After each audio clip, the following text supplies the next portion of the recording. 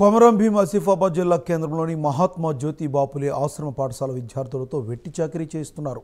పాఠశాలలో కరెంటు లేకపోవడంతో రోజులో వినియోగించే నీటిని విద్యార్థులతో బయట నుంచి బకెట్లతో తెప్పిస్తున్నారు. రద్దీగా ఉండే రోడ్లపై బకెట్లతో నీటిని మోస్తూ విద్యార్థులను ఇబ్బందులకు గురి చేస్తున్నారని విద్యార్థుల నాయకులు ఆగ్రహం వ్యక్తం చేస్తున్నారు. గత ప్రభుత్వాలు విద్యార్థులు చేశాయని, కాంగ్రెస్ ప్రభుత్వం విద్యార్థులకు అన్ని వసతులతో కూడిన భవనాలు నిర్మించాలని డిమాండ్ చేశారు.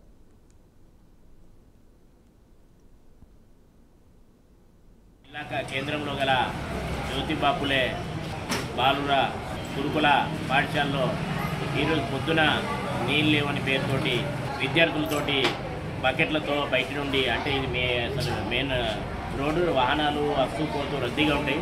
అయినప్పటికీ ఇక్కడ ఉన్నటువంటి స్టాఫ్ ఆ విద్యార్థులతోటి నీళ్లు తేవడం అనేది ఈ చట్ట విరుద్ధం.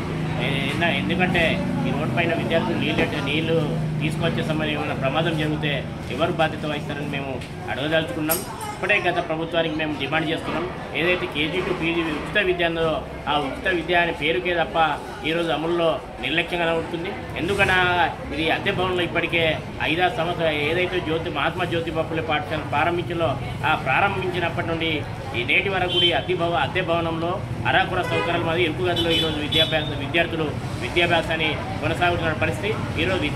ఈరోజు విద్యార్థులకు అంటే కొంచెం ఆహ్లాదకర వాతావరణం ఈరోజు విద్య అభివృద్ధి అవుతుంది. అదేవిధంగా ఏదైతే రాష్ట్ర ప్రభుత్వం క్రీడలు కూడా ఈరోజు ఈ పాఠశాల విద్యార్థులు క్రీడలు కూడా నోచుకోవట్లేదు. ఎందుకంటే వీళ్ళకు రేపు ఏదైనా క్రీడలు ఆడుకుందామంటే ఇక్కడ గ్రౌండ్ కూడా లేనటువంటి పరిస్థితి. కాబట్టి నూతన ప్రభుత్వం వచ్చింది కాబట్టి వెంటనే ఏదైతే అద్దె భవనంలో కొనసాగుతా మహాత్మా జ్యోతి గురుకులాలు కానీ మైనార్టీ గురుకులాలు కానీ వెంటనే సొంత భవనాలు మార్చుకొని విద్యార్థుల సొంత భవనంలో సరైన సౌకర్యం కల్పించాలి. ఈరోజు మేము నూతన ప్రభుత్వాన్ని కోరుతూ ఉన్నాం, డిమాండ్ చేస్తూ ఉన్నాం.